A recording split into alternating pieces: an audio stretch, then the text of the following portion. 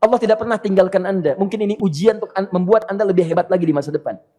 Kalau Anda tidak tahan bantingan yang sekarang, bagaimana Anda bisa mengatasi pelintiran yang akan datang? Semua keadaan jiwa kita, hati kita, perasaan-perasaan kita sudah lebih dulu bahkan pernah dirasakan oleh Nabi Muhammad SAW. Kalau Anda pernah gelisah, Nabi dulu pernah gelisah. Kalau Anda bahagia, Nabi juga pernah bahagia. Kalau Anda merasakan kekhawatiran, Nabi dulu pernah khawatir. Dan miniatur kehidupan kita sudah dicontohkan dalam perjalanan kehidupan Nabi Muhammad SAW agar kita bisa belajar mengatasi problematika kehidupan. Allahu Akbar, kalau beliau tidak diutus oleh Allah, kita tidak tahu bagaimana cara menyelesaikan pemetaan kehidupan kita hingga dengan saat ini. Bahkan satu ketika, pernah beliau kemudian dalam masa yang telah panjang berdakwah, qadarullah kemudian ada wahyu yang jeda datangnya tidak seperti biasanya. Biasanya datangnya cepat, berganti hari turun wahyu, ganti pekan turun wahyu. Ini beberapa masa wahyu belum turun. Ada hikmah di balik itu. Teman-teman sekalian, tiba-tiba beliau naik ke atas bukit, wahyu belum turun juga. Pulang ke rumah, belum turun juga. Sampai keadaan itu terlihat oleh kalangan kafir Quraisy dan mereka berkata, lihatlah Muhammad sudah gila. Dituduh gila. Jadi kalau Anda cuma dituduh dengan hal-hal yang ringan, dituduh soleh, kan? Dituduh kemudian orang yang berubah, dituduh semakin beriman dan sebagainya, barangkali itu lebih baik. Nabi dituduh gila, Anda bayangkan. Tuh Muhammad sudah gila. Muhammad sudah ditinggalkan oleh Tuhannya. Muhammad sudah kehilangan pegangannya. Muhammad sudah tidak punya orientasi. Orangnya sudah nggak jelas, bolak-balik tidak karuan. Naik ke atas bukit seakan-akan orang yang frustasi dan seterusnya. Tapi tahukah Anda apa yang terjadi? Setelah berbagai cacian, makian, tuduhan macam-macam diterima oleh Nabi SAW, lantas tibalah masanya Allah menurunkan satu surah, bahkan disandingkan dengan surah yang lainnya, bersandinglah dua surah ini secara bersamaan turun. Surah ke-93 dan surah ke-94-nya terkait berkelindan, memberikan satu harapan yang sangat panjang. Kata Allah, "Wadduha wal laili idza saja."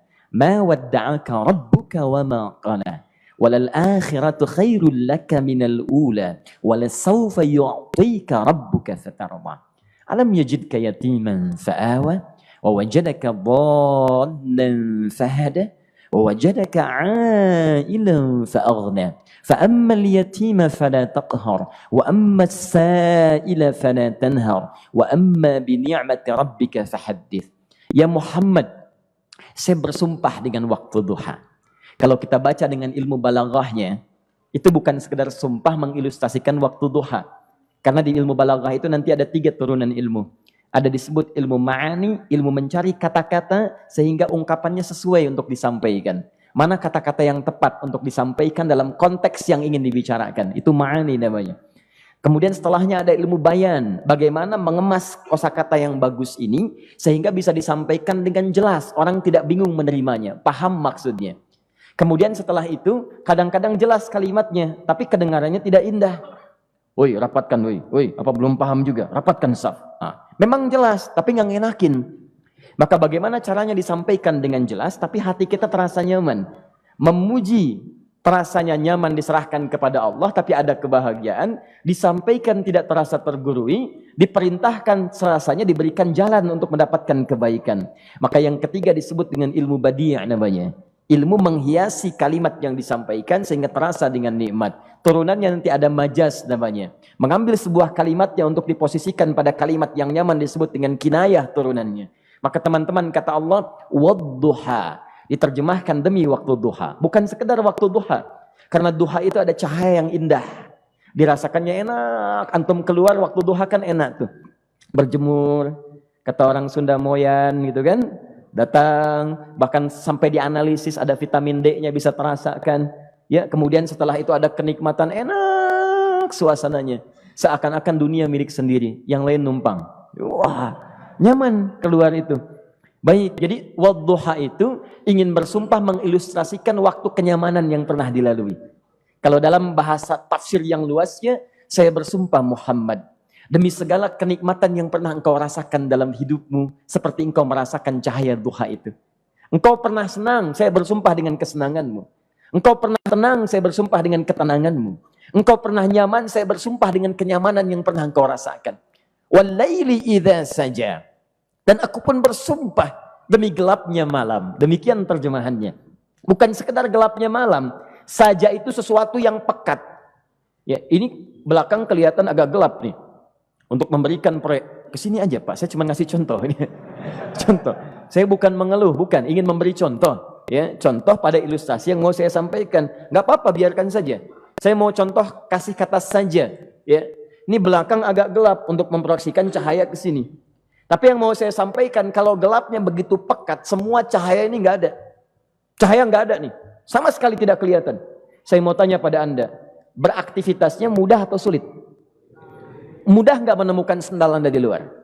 Belum tentu. Menemukan jalan keluar pun belum tentu mudah. Anda mesti meraba-raba jalan. Anda mesti kemudian melihat sesuatu dengan pandangan mata hati Anda. Raba, dan sebagainya. Sampai menemukan jalan itu pun belum tentu benar. Itulah yang disebut dengan gelapnya malam saja pekat. Kadang-kadang ada orang yang menghadapi satu kesulitan yang pekat. Suasananya siang. Cuman karena masalahnya begitu pekat seakan-akan membuat diri dia gelap. Jalan susah, limbung gitu. Kenapa gelap ya? Padahal terang. Karena masalah menggelimuti dirinya seakan-akan dia diselimuti masalah yang gelap. Bimbang dia. Makan gak enak, minum gak nyaman, dan seterusnya. Ya biasanya makan ayam tenang, ini dikasih yang lebih enak juga rasanya pahit. Gak enak zamannya. Maka kalau kita ilustrasikan dalam suasana tadi Muhammad, saya bersumpah, engkau pernah hidup nyaman, ataupun engkau mengalami masalah yang sangat pekat dalam kehidupan. Engkau alami sesuatu yang dahsyat. Sampai engkau bingung, bimbang, pekat. Mereka menuduhmu dengan macam-macam. Ma wadda'aka rabbuka wa ma qala. Saya pastikan kepadamu. Dalam keadaan nyamanmu seperti dulu. Ataupun engkau bimbang seperti sekarang. Tuhanmu tidak akan pernah meninggalkanmu. Ataupun menuduhmu gila. Orang-orang yang dekat dengan Allah subhanahu wa ta'ala. Maka Allah akan menjaganya. Baik dalam keadaan yang tenang dan nyaman. Ataupun dalam kesulitan yang luar biasa. Walal akhiratu khairul laka minal ula. Nanti saya akan tunjukkan kepadamu. Jika kamu telah tabah dan sabar menerima cacian mereka. Menerima tuduhan mereka. Nggak apa-apa, ini kan muqaddimah. Masa kamu masih panjang. Kamu masih panjang dalam berdakwah. Kehidupan kamu masih panjang membawa tugas dan misi. Kalau kamu belum bersabar pada yang sekarang, bagaimana dengan yang di masa depan? Tapi saya pastikan kepadamu, jangankan yang seperti ini, masalah pekat yang paling hebat pun kamu akan hadapi, yang membuat kamu sedemikian sulit lebih daripada ini, yakinkan pada jiwamu, aku tidak akan pernah meninggalkanmu. Ini prinsip dalam kehidupan kita. Jika Anda menggantungkan hidup kepada Allah, Anda bersandar dengan baik kepada Allah, maka ayat ini akan mengatakan teman-teman sekalian, Allah tidak akan pernah meninggalkan Anda dalam setiap kehidupan Anda. Nanti, sekarang perjuangan, kata Allah, walal akhiratu khairul laka minal ula. Nanti saat kamu tiba di akhirat, saya akan tunjukkan kepadamu ada yang lebih hebat yang tidak pernah engkau rasakan sebelumnya saat di bumi. Tidak akan ada lagi kesulitan yang kamu hadapi. Tidak akan ada lagi cacian yang kamu kemudian hadapi. Tidak ada lagi kemudian tuduhan yang kemudian kamu rasakan. Aku akan berikan apapun yang kamu inginkan sampai kamu puas. Wala sawfa yu'tika rabbuka fatarda. Nanti kamu pengen apapun, aku berikan. Kalau saufa masih ada jeda, ya. Kalau bahasanya wa yu'tika mungkin seketika. Tapi ketika mengatakan saufa, artinya bukan saat ini Muhammad. Sekarang pun aku berikan, tapi nanti yang di akhirat aku berikan sampai kamu merasa puas. Ayo minta apa saja. Hadir, hadir, hadir, hadir. Tapi yang paling indah, kalau kamu tidak percaya, alam yajidka yatiman sa'awa. Cobalah ingat, kalau sekarang sedang susah, coba ingat dulu. Bukankah saat kamu yatim, aku yang merawat sampai kamu tidak merasakan kegelisahan itu? Lahir bapak tidak ada, aku cukupkan dengan kakek. Kakek meninggal, aku hadirkan ibu dan paman hadir di sekitaranmu. Ibu meninggal, ada kakek. Kakek meninggal, ada paman. Dan Khadijah hadir di sekitaranmu. Bukankah aku rawat pada saat itu? Wajadaka dhallan fahada. Kamu sedang bingung, sedang susah. Bukankah sering aku berikan petunjuk kepadamu? Wajadaka ailan fa'aghna. Kamu merasakan kesulitan, lahir dalam keadaan yatim, tidak ada pendukung, maka aku jadikan kaya. Bukankah saat kamu menikah dengan Khadijah, aku tambahkan lagi pendukung untuk misi dakwahmu? Ini pesan dalam Al-Quran. Kalau Anda sedang merasa susah, kalau ingin menenangkan diri, ingat-ingat yang baik-baik yang dulu. Kalau Anda sedang jatuh dalam bisnis, ingat-ingat saat Anda meningkat dalam bisnis Anda. Allah tidak pernah tinggalkan Anda. Mungkin ini ujian untuk membuat Anda lebih hebat lagi di masa depan. Kalau Anda tidak tahan bantingan yang sekarang, bagaimana Anda bisa mengatasi pelintiran yang akan datang? Karena dalam kehidupan bukan cuma dibanting. Anda mungkin mengalami penyingkiran, penyungkuran, lipatan, guntingan, bantingan, macam-macam. Jadi kalau satu gaya belum bisa Anda atasi, bagaimana Anda bisa berharap mendapatkan turunan yang lainnya? Selalu ingat bahwa jika hidup Anda ingin tampil gaya, Anda harus merasakan tekanan dalam kehidupan. Karena F selalu berbanding lurus dengan P, hukum Pascalnya. Gaya berbanding lurus dengan tekanan. Orang yang ingin tampil gaya dalam kehidupan, maka dia mesti siap menghadapi tantangan-tantangan hidup yang diatasi. Turun ayat. Sampai ujungnya. Jadi kalau kamu sudah begini lagi, jangan pernah kamu membentak orang lain. Jangan pernah merendahkan orang lain. Karena Allah pun menjaga setiap hamba sepanjang ia mendekat kepadamu. Setelah itulah turun kemudian surah Al-Insyirah. Alam nashrah lakas sadra. Antum kenal Nabi Musa? Baik. Tapi agak lumayan lah. Tadi saya di Soreang kenal Fir'aun. Di sini Musa. Baik, alhamdulillah. Perhatikan ya, dahsyatnya pemberian Allah kepada Nabi Muhammad SAW. Nabi Musa alaihi salam. Dan sering kali kita bacakan untuk memohon kepada Allah. Rabbi syrahli sadri. Perhatikan baik-baik. Ini keunggulan Nabi Muhammad SAW dibanding Nabi Musa alaihissalam. Dua-duanya Nabi, Rasul, tapi masing-masing punya keistimewaan. Musa, Nabi, berdakwah, memohon kepada Allah kelapangan hati. Rabbi syrahli sadri. Ya Allah, tolong lapangkan hatiku nih. Kenapa mesti lapang? Karena pasti Musa merasakan nih. Saya tahu betul karakter Fir'aun. Belum apa-apa sudah memaki. Kalau orang yang hatinya tidak lapang, tidak akan tahan dengan makian, keluarlah kemudian balasan yang tidak digambarkan sebelumnya. Fir'aun itu kasar. Kasarnya bukan sekedar kasar, bahkan saking kasarnya bisa berujung pada eksekusi kematian. Saya contohkan tadi di sore yang ini, saya nggak suka dengan rambutnya nih, kata Fir'aun. Bukan nyuruh nyukur mas, tolong pisahkan kepala dari badannya. Gitu gayanya tuh, Fir'aun. Ya. Bukan nggak ngenakin, susah dengan Fir'aun itu.